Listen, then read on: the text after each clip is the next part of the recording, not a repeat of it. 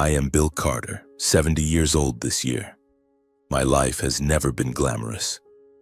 For the past 40 years, I've worked as a private driver for Tom Bradley, a wealthy tech entrepreneur in New York and my childhood best friend. I drove his Rolls-Royce, taking him to meetings, picking him up from the airport, and sometimes just sitting and listening as he talked about his million-dollar deals. The job wasn't easy, but I never complained. Because I had a reason to live, to breathe, to endure. Ryan, my son.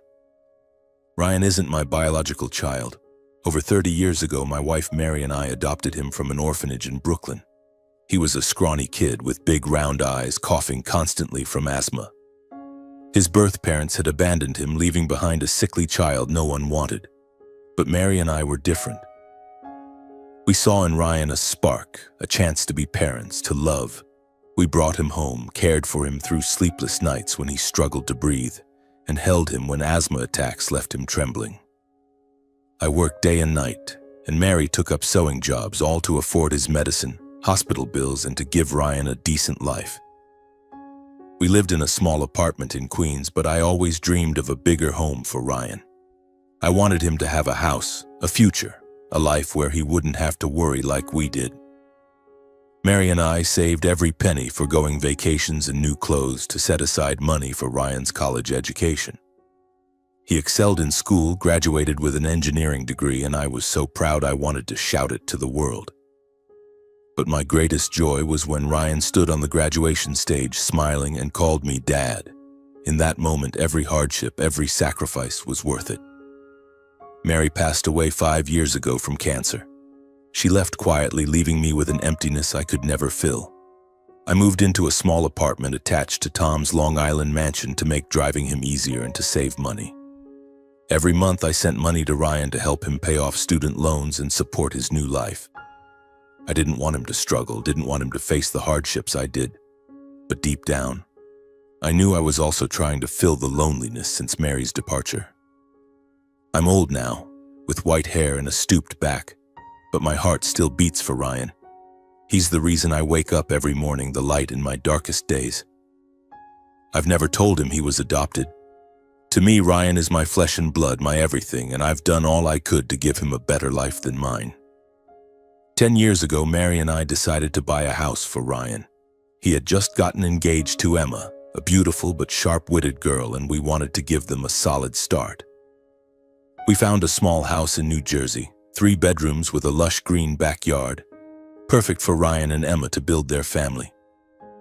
The house wasn't cheap, and Mary and I had to take out a bank loan, use up all our savings, and even sell our engagement ring. But we didn't regret it. It was a gift for Ryan for his future.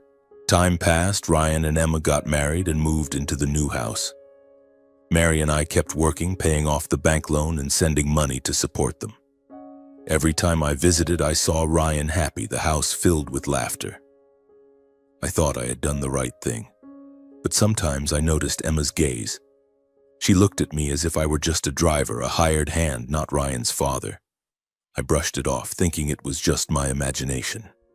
I didn't want to disrupt my son's happiness. One morning, while driving Tom, I felt a sharp pain in my chest. It came on so suddenly that my hands trembled on the steering wheel. I pulled over, gasping for breath, trying to hide it. Tom noticed immediately.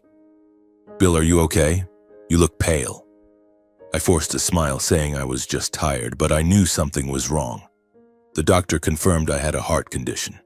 It wasn't too serious if I rested, but I could no longer drive safely. "Mr. Carter, you need to slow down," the doctor said. "If you don't, you could be in danger." I sat in the clinic, hands covering my face, thinking about the future. I had worked my whole life, sacrificed everything, but now my body was betraying me. I wasn't afraid of dying. I was afraid of not being able to care for Ryan anymore. I told Tom about my condition. He looked at me, his eyes full of concern. "Bill, retire. You've done enough. Let me take care of things." I shook my head. Retiring meant losing my income, losing my ability to support Ryan. But Tom wouldn't take no for an answer. One afternoon, he called me into his office and handed me an envelope. "This is my gift to you," he said. "Company stocks worth $3 million. Don't refuse, Bill. You deserve this." My hands trembled as I held the envelope. $3 million, a sum I had never dared to dream of. I looked at Tom, tears welling up. "Tom, I can't," he cut me off. "You're my friend, Bill. You've been by my side for 40 years. Let me do this for you." I hugged him, unable to speak. It was the first time I'd cried since Mary's death. I didn't tell anyone about the stocks, not even Ryan. I wanted to keep it a secret, to use the money to live comfortably, to enjoy my remaining days. I imagined buying a small house, living near Ryan, helping him care for the grandchild soon to be born. I dreamed of peaceful days where I no longer had to worry or sacrifice, but I didn't know that dream was about to shatter. I never expected that after everything I'd done, Ryan, the son I loved more than life itself, would turn his back on me. That day, I stood in front of the house in New Jersey, the one Mary and I had poured our entire lives into buying for Ryan. I arrived with a small suitcase, a few clothes, and a glimmer of hope. The doctor had told me I needed to rest, that I could no longer drive, and I thought this was my chance to be closer to Ryan. Emma, my daughter-in-law, was about to give birth to their first child. I wanted to help, to hold my grandchild, to feel a bit of family warmth after the lonely years since Mary's passing. I knocked on the door, my heart pounding. Ryan opened it, his smile faint.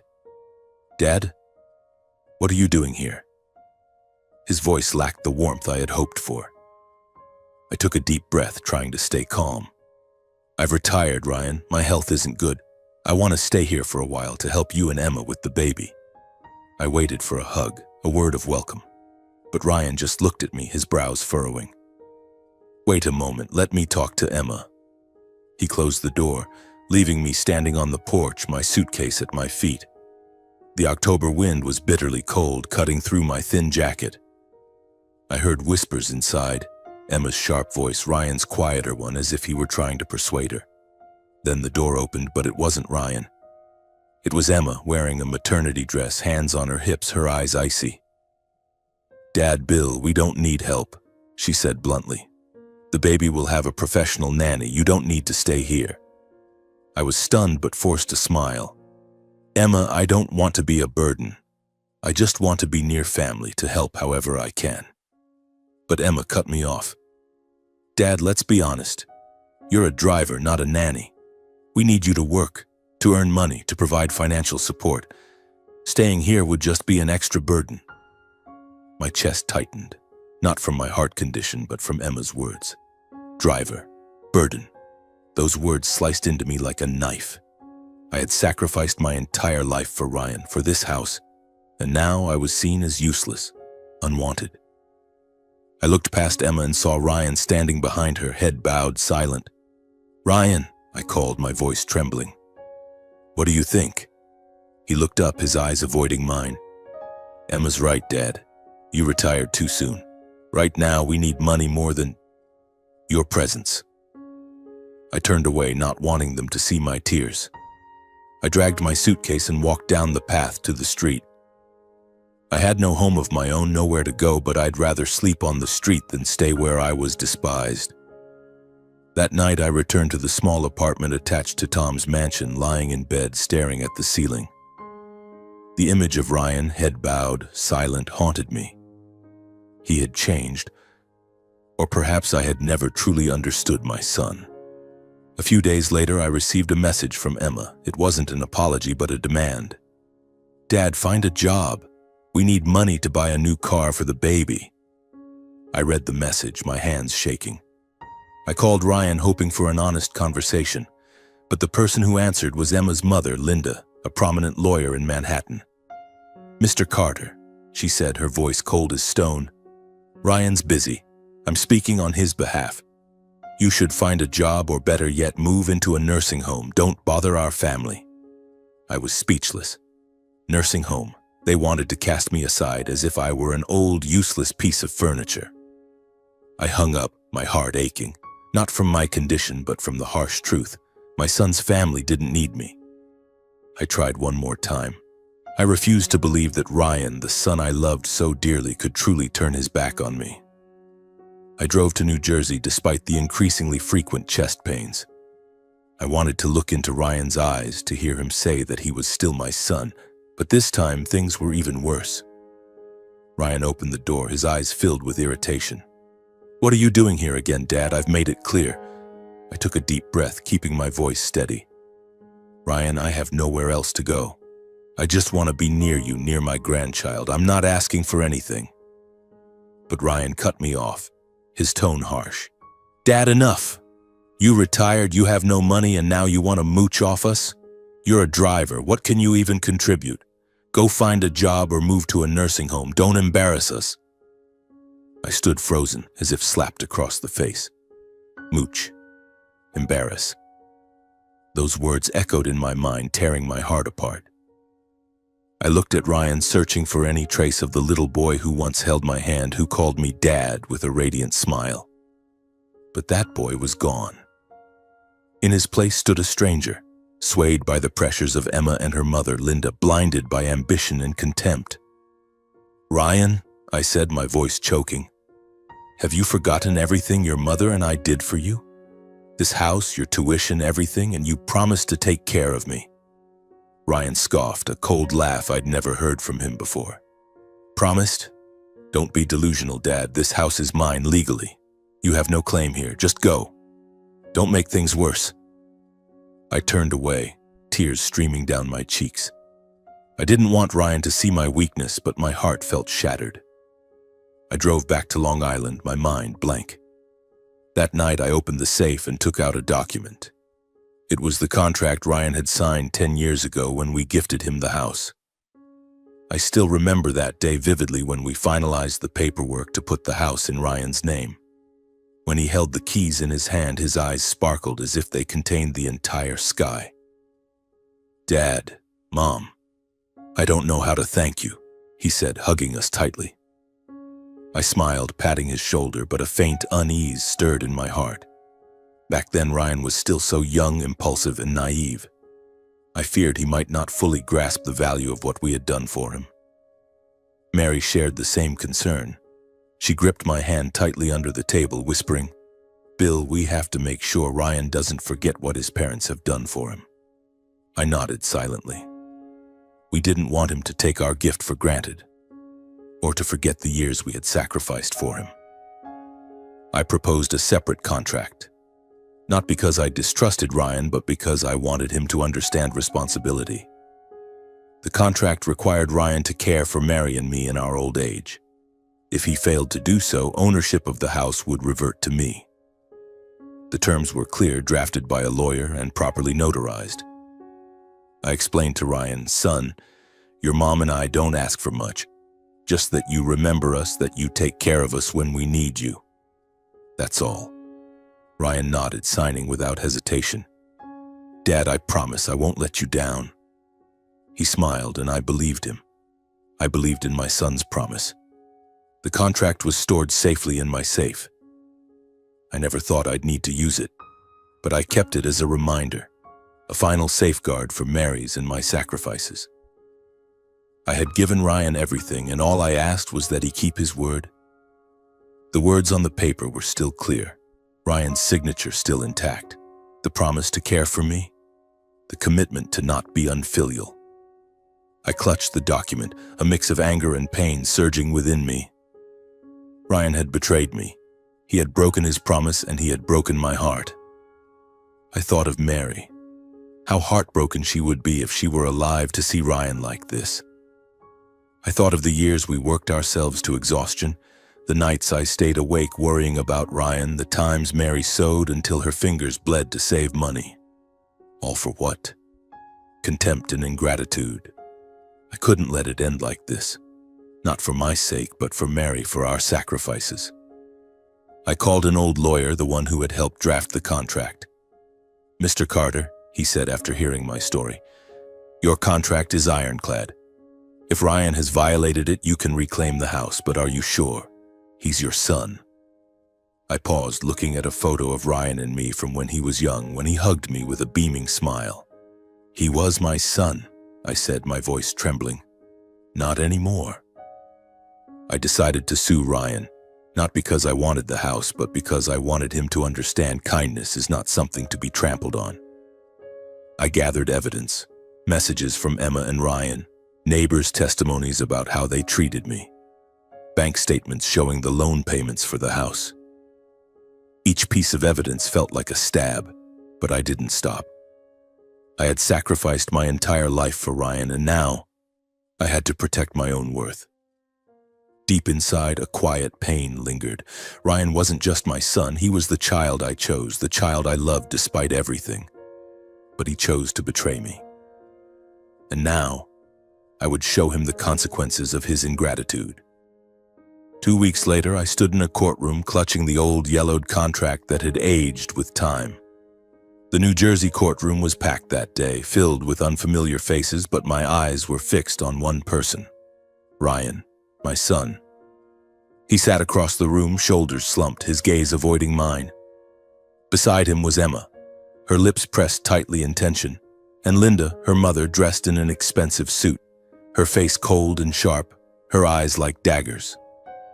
Linda was Ryan's lawyer, and I knew she was confident of victory. She wasn't just any lawyer. She was one of Manhattan's most renowned, having won dozens of high-profile cases. Perhaps that's why the courtroom was so crowded. Everyone wanted to witness a trial featuring her.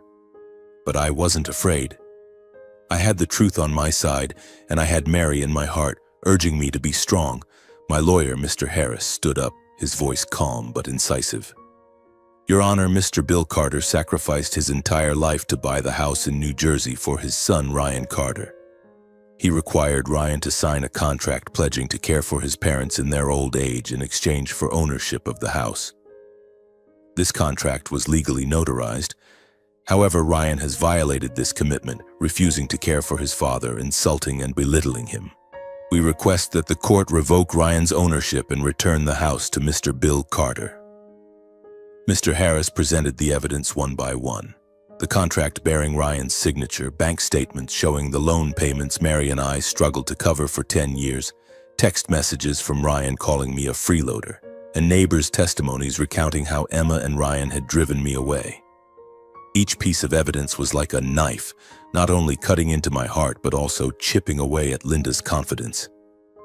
I saw her frown, flipping through her papers, whispering urgently to Ryan. Linda rose, her voice resounding like a rehearsed speech.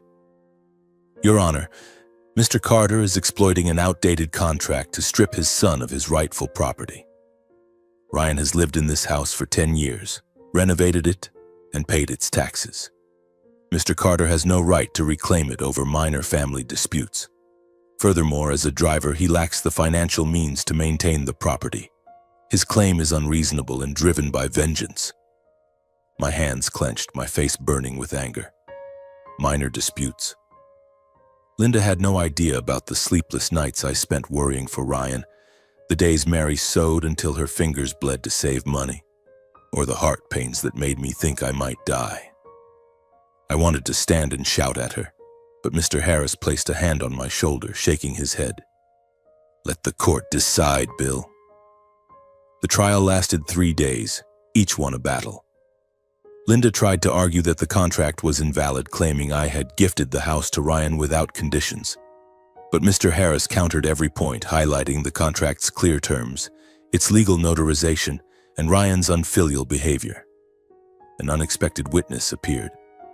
Mrs. Susan, Ryan's neighbor who had seen Emma chase me out of the house. Mr. Bill just wanted to help, she told the court.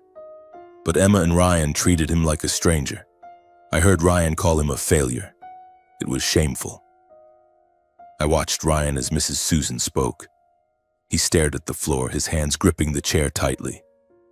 Emma whispered something to Linda, but Linda shook her head, her eyes beginning to waver. I knew she was realizing she was losing.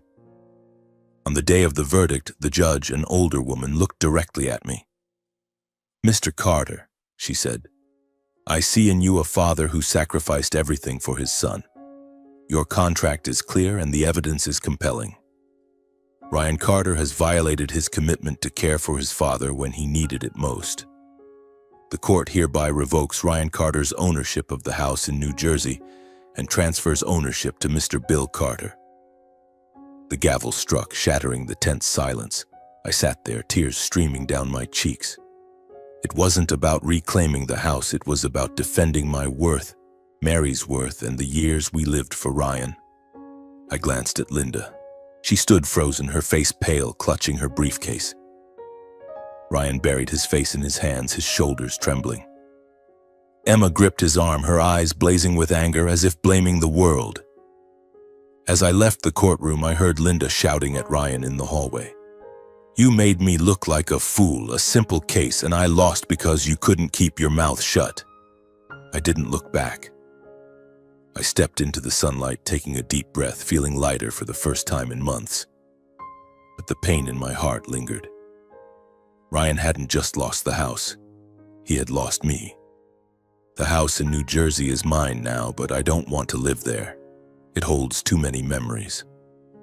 Ryan's smile when he received the keys, Mary's whisper of "We did it, Bill," and the sting of Ryan's insults as he drove me away. I rented the house out, using the income to cover medical bills and staying temporarily in Tom's apartment. But I know that the lives of Ryan, Emma, and Linda have been turned upside down. Ryan and Emma no longer have a place to call home. They were forced to move into Linda's Manhattan apartment, a luxurious but cramped space for three, especially with Emma nearing childbirth. I heard from an acquaintance that Linda is far from pleased. She's used to living alone, free to do as she pleases, and now she's stuck hosting her daughter and son-in-law. What surprised me most, though, was how Linda treated Ryan. She didn't hide her contempt. "You're a burden," she told him during a dinner, according to a mutual friend. "You made me lose that case, tarnished my reputation. My colleagues are laughing at me because of you." Ryan, once a confident engineer, now lives under constant stress. Linda calls him useless, the reason for her humiliation. Each word from her is like a knife, eroding Ryan's self-esteem. Emma, who initially stood by her husband, has grown distant. She blames Ryan for not being strong enough, not capable enough to protect their family. Arguments have erupted, and I heard they sleep in separate rooms, no longer speaking as they once did. Their marriage, once Ryan's pride, is now like a cracked glass waiting to shatter. I don't take joy in learning this. Despite the pain Ryan caused me, he's still the child I held through asthma attacks, the one I taught to tie his shoes. I considered reaching out to say I forgive him, that we could start over. But then I remember his words. "You're a failure, Dad." I recall Emma's cold stare, Linda's haughty tone. I can't go back. Not because I don't love Ryan, but because I have to love myself. One evening I sat in the apartment looking at a photo of Mary and me from our youth. She was smiling, her eyes bright like stars. "Mary," I whispered, "what should I do?" I imagined her taking my hand as she did when we faced hardships. "Bill," she'd say, "you gave Ryan everything. Now it's time to live for yourself." I nodded, tears falling. Mary was always right. I decided not to let the past chain me down. Ryan and Emma must face the consequences of their actions. Linda, with her damaged reputation, will have to deal with the skeptical glances of colleagues and clients. As for me, I'll move forward. I have the $3 million from Tom's stocks, a chance to live the life Mary and I once dreamed of. 3 months after the lawsuit, I sold the stocks Tom had gifted me, netting $3 million.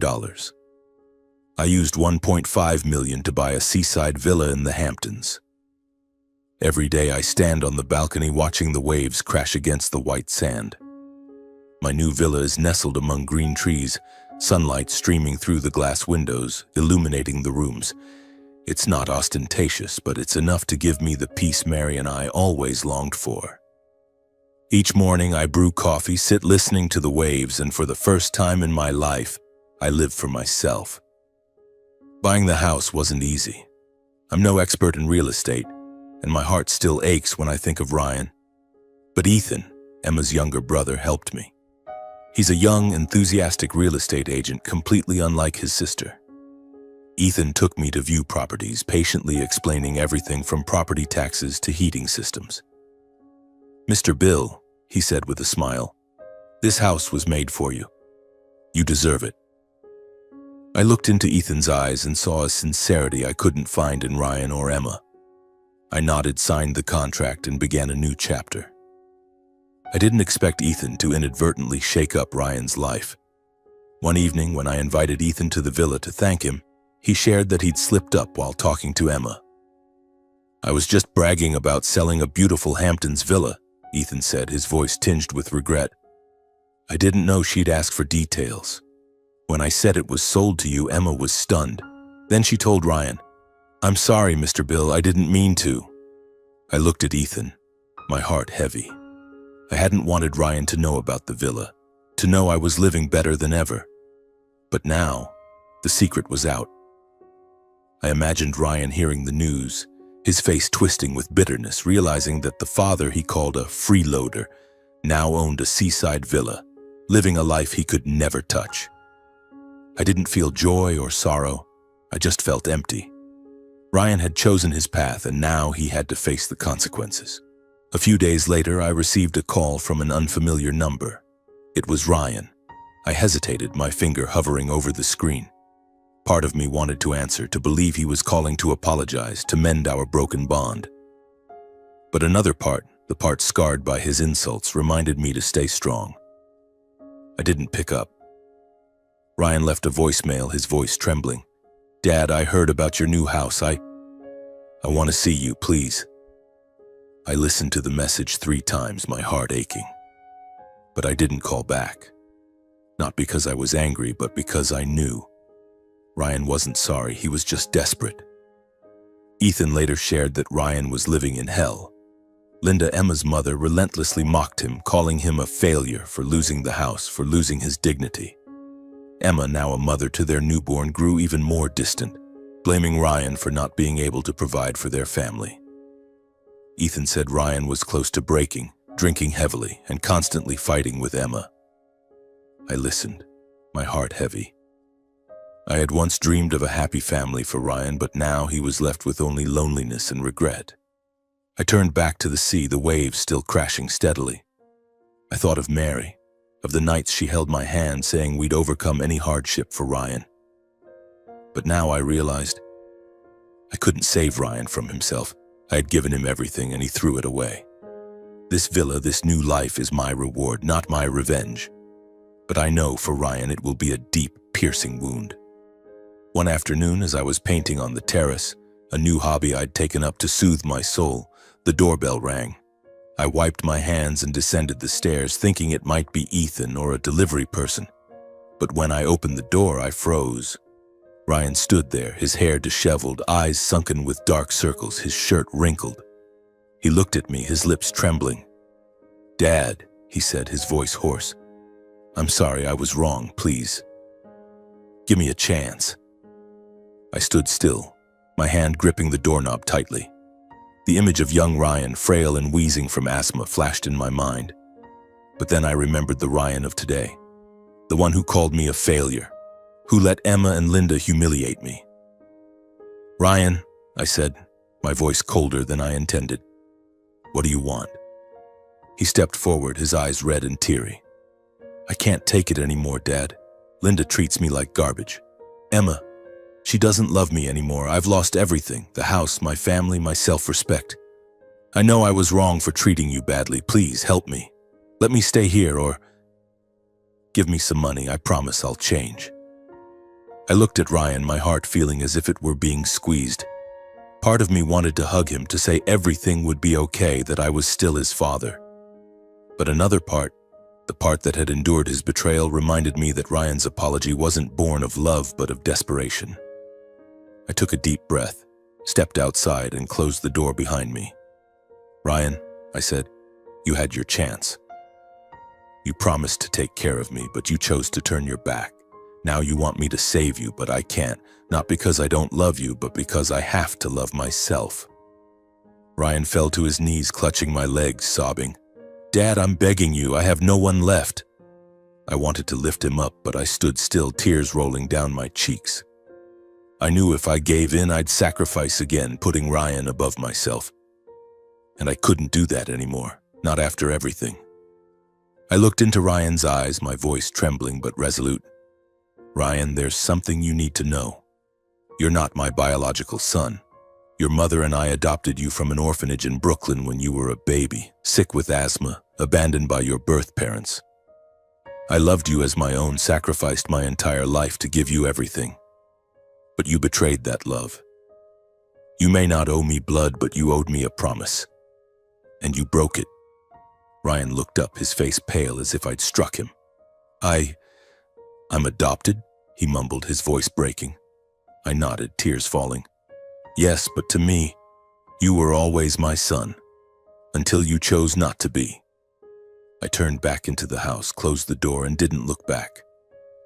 I heard Ryan crying outside, but I didn't open the door. I couldn't. Not because I hated him. I'm sorry, but I need to protect my heart. That night, I sat on the balcony staring at the dark sea. I thought of Ryan, the boy I'd saved from the orphanage, and the man who had hurt me. I thought of Mary, of our sacrifices. I had given Ryan everything, but I couldn't give him gratitude. I blocked Ryan's number, Emma's, and Linda's. The final thread had snapped, and for the first time, I felt free. Now at 70, I lived the days I never dared to dream of.